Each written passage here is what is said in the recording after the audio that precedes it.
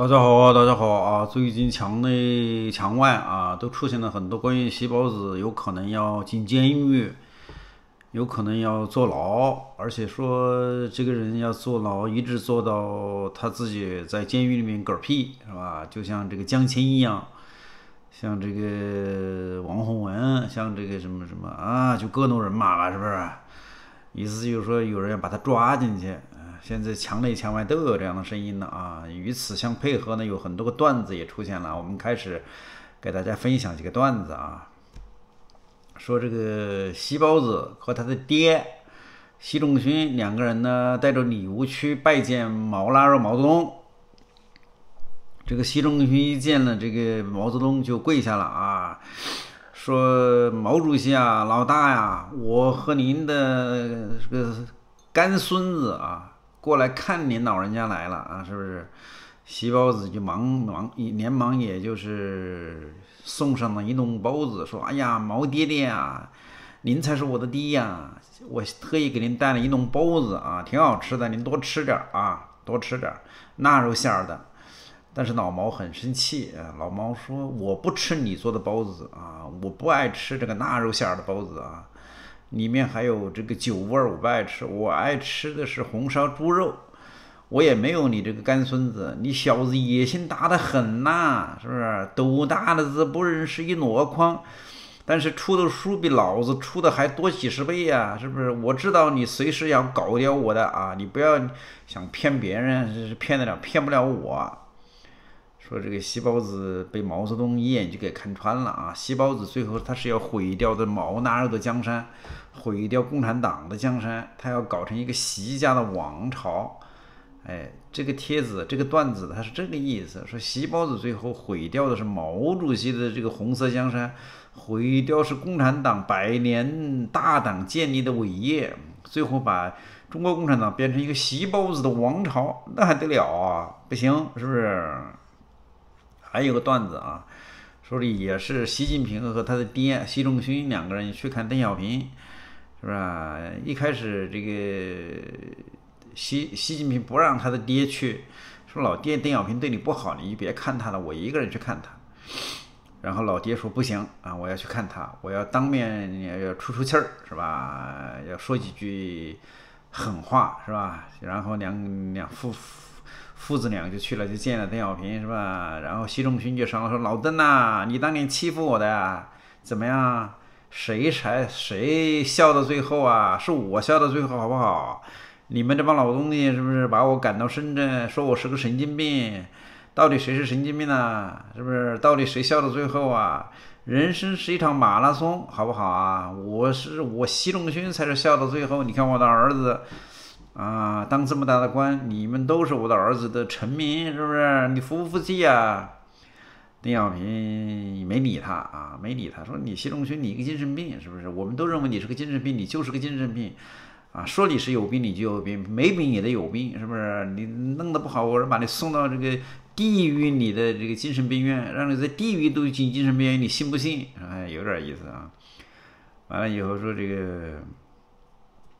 细胞子就说：“你不要再欺负我爹了，你们这代人已经过去了，不行了啊！现在是我说了算。”然后邓小平说：“我有92南巡啊，我有讲话，谁不改革谁下台。”然后习近平呵呵一笑，说：“我怎么下台呢？宪法都是我修改了，不存在下台这个机会，是不是？没有机会，我可一直干到死。你老邓不行，你就羡慕嫉妒恨吧。你再那样搞，我把你的儿子孙子我都给你抓起来，你信不信？”哎，有点意思啊！这个东西，这个帖子的意思呢，我问了一下兄弟姐妹啊，是说什么呢？现在毛派和邓派，哎，要联合起来收拾细胞子，是这个意思。为什么会有这些段子呢？说毛派认为习近平毁掉的是毛派的江山，共产党的江山，100年大党是不是要毁于细胞子之手？说这个话，当年宋平的时候，前年的时候宋平说过的。不能让他这么干，是不是？我们100年大党难道就毁在这么一个文盲手上吗？不行，我们得想办法。也搞不清楚谁能够最后把细胞子赶下台啊！我是觉得很狐疑啊。然后这个邓小平这边呢，本来跟毛派呢是不对付的，但不管怎么样，邓小平给毛派是3七开嘛，是不是？还是把毛泽东拱起来了吧？说邓派要改革，毛派要血统，要正统。无论你哪个派上台啊，要么就毛派上，要么就是这个邓派上，轮不到你习仲勋的后人，你算哪根葱啊？是不是？他这些个段子编出来都是有故事的。还有一个段子也是蛮有意思的啊，说这个总理，这个就5个总理，是不是？好几个总理在一起开会，说年轻的总理李克强英年早逝，5代总理聚首召集了这个紧急会议，对当前的形势进行了认真的磋商。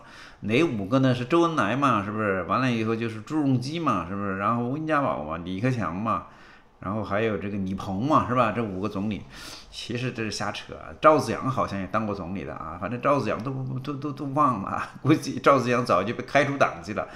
是不是说年轻的总理李克强英年早逝，5代总理开会，周恩来总理首先就跟大家说抱歉啊，我来晚了，是不是？李克强总理向大家说明了自己的冤屈和遭受的不幸，说是细胞子把他搞死的，中国大事不好，共产党完蛋了啊，细胞子啥都敢干。朱镕基总理就很同情，说呀，对李克强说啊，呀，我准备的100口棺材还没用完呗，送你1口呗。李克强说好，谢谢老总理，是吧？温家宝总理就高瞻远瞩，不进行政治体制改革是不行的，文革随时都有可能发生。李克强的死啊，只是一个案例而已，是吧？李鹏总理呢，就性子就有点急，就说啊，要不直接用坦克把这个什么，把细胞子给碾碎吧，一炮就射死他。李鹏总理急啊，他当然急了。你想想，他的儿子李小鹏。连中央委员都不是，才60多一点儿，是不是？这习近平把李鹏家的人也整得又忒狠点了，不行。说李鹏急了啊，要直接开坦克，要碾压。从哪儿调坦克呢？从四川调，是不是？调坦克过来，是不是？最后5个总理就达成了共识，说这些年我们当老二的是当得很憋屈啊，伴君如伴虎啊。尽管我们贵为一人之下，万人之上啊，但是如果遇到一个混球老大，像习近平这样的人，我们随时都有被搞掉的危险呢，我们随时都要这个什么重走这个李克强的道路啊，所以我们要么就推翻他，要么就把细胞子给弄死，行不行？是吧？最后就答应了啊，就是为了免打草惊蛇啊，我们现在要保存我们的实力，让这个新的总理李强啊在细胞子身边打掩护啊，不要让他来参加我们的会议。其他的几个人呢就开始研究。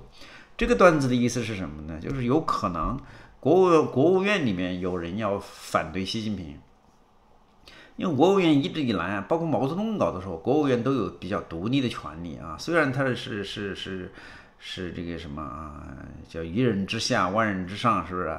虽然他是老二啊，虽然他没什么权利，但是呢，国务院一直以来相对比较独立的，这是中共的当年毛泽东设计这个制度的时候的特点。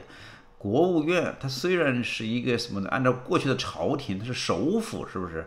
但是呢，它是模仿的是现代制度，所以总理是很有权的。就像日本的总理叫首相，是不是也很有权的？有些个国家的总理，比如新加坡的，他也是总理，是不是？他也很有权的。他总理不是一部长，他总理就是一个仅次于总书记的这么一个位置。如果不是党领导一切的话，中共的总理是非常有权的，比总书记的权力还要大。就是因为中共是一个党国体制，所以呢，总书记要管一切，所以的总理才没权。结果李克强好，不仅没权，还被细胞子搞死了。所以这个总理的这个段子呢，就意味着什么呢？意味着有这个国务院的人有可能跟细胞子要撕逼，就这么一个情况。那么加起来就3股力量，是不是？一个是毛派，是吧？毛泽东也不答应；第二个是邓派，邓小平也不答应；第三个是什么？国务院派，是吧？中南海一直有这样的说法的啊，说南院跟北院两边是从来是不对付的。说这当年毛泽东搞的时候，毛泽东的话有时候呢，国务院这边的人都不听的，就这么牛，是不是？所以呢，今天我们也是跟大家扯吧，就是为什么最近国内国外都在放风声，都说习近平很快要会进监狱，而且会一直被关到死。这个北京到底出了什么情况呢？是不是谁来送包子进监狱呢？三种力量：毛派、邓派，加上这个国务院派。因为习近平搞得实在是太不像话了啊！还有就是什么呢？就是被关到死这个东西也是有典故的。当年毛泽东关了这个一个文人叫胡风，知道吧？关进去，最后关了20年，然后要放他出来了。这时候就把报告打到中央，打到毛主席那里，毛主席签了几个字啊，关注，是不是？就关注，把他一直关着，就这个意思。然后江青呢，在后面又补了一条然后呢圈了一个圈圈出来，是吧？一直关到死，是吧？就这样，他是有典故的。所以为什么江青后来也是邓小平也是圈了一个圈是吧？说沿用这个江青的同志的当年的智慧，把这个江青呢就一直关到死，就这么一个情况。所以你就知道为什么周永康为什么这个薄熙来都是无期徒刑，你从来没听说过无期徒刑的人，你搞着搞着就可以缓刑嘛？是不是？你薄熙来也好，你周永康也好，都是党和国家领导人，你关他几年就算了呗，让他放出来养老呗。就当年这个陈锡同被江泽民关进去了，关了1些年，他也放出来了，是不是？也让他在那个西山边上的一个养老院养老，只是不给他权利而已，是不是？结果共产党里面对你关键性的人物，他就这么干的，一直关到死。是不是？就让你在监狱里待着，我也不弄死你。所以说，习近平以后的结局就是像江青一样，像王洪文一样，像这个薄熙来一样，像这周永康一样，一直关到死，就这么一个情况。我觉得有点意思啊。习近平呢搞得也实在不像话，他得罪了所有的人，他最后的下场肯定是不好的。我们就慢慢看热闹呗，谢谢。